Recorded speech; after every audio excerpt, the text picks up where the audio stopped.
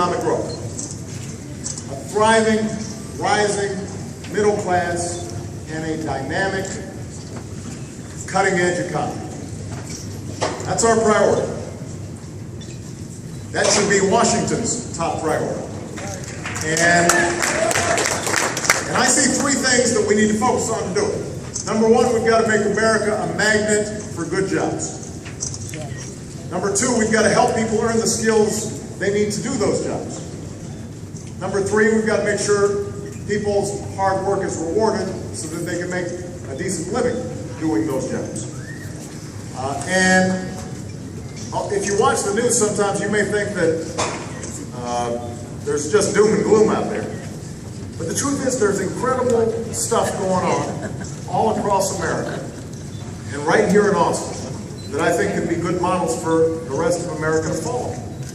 Now, this morning I visited Manor New Tech High School, where students are earning high-tech skills that companies like Applied are looking for right now. They are getting excited working with math and science and technology and engineering, and it's a hands-on high school where subjects are integrated and kids are building things and conducting experiments at very early ages. And it's sparking their imagination in ways that may lead them to start up the next Applied or come here and work at Applied.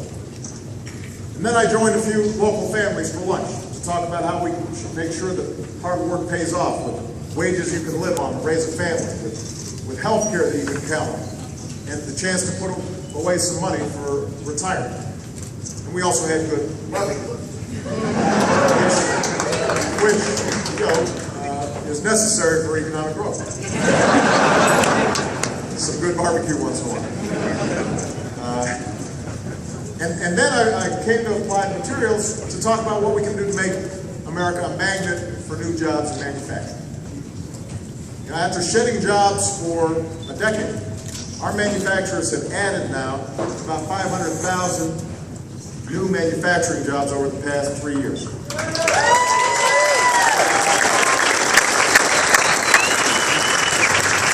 Caterpillar is bringing jobs back from Japan. Ford is bringing jobs back from Mexico. After placing plants in other countries like China, Intel is opening its most advanced plant right here at home. This year, Apple started making Macs in America. So there's some good trend lines there, but we've got to do everything we can to strengthen that trend. We've got to do everything we can to help the kind of high-tech manufacturing that you're doing right here at Applied. We want to make sure that it takes root here in Austin and all across the country. And that means, first of all, creating more centers of high-tech manufacturing. Last year we launched our first Manufacturing Innovation Institute in Youngstown, Ohio, to develop new technologies and equip workers with the skills required to master 3D printing techniques. And in my State of the Union address, I called on Congress to set up 15 more of these manufacturing hubs all across America. And I said that my administration was going to go ahead and move forward with 3 new hubs on our own, even without congressional action. Well, today we're launching a competition for those hubs. We are looking for businesses and universities that are willing to partner together to help their region, help turn their region into global centers of high-tech jobs. Because we want the next revolution in manufacturing to be made in America.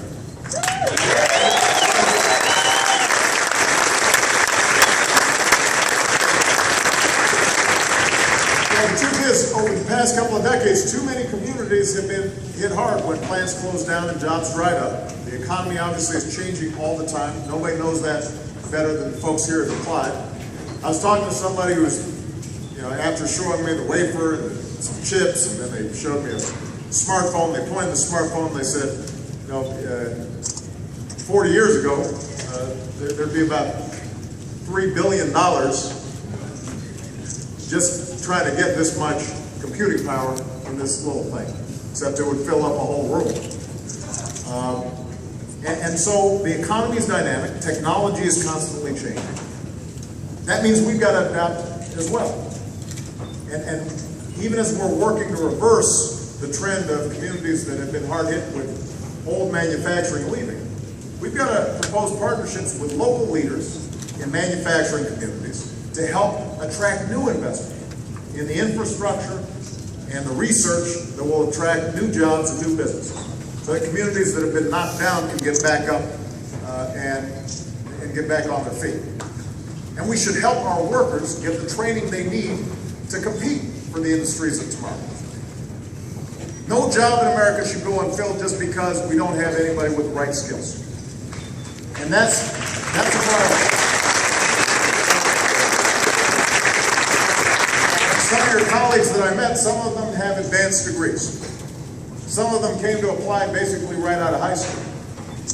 But all of you, whether it was in some cases through a university education, in some cases the military, in some cases just on-the-job training,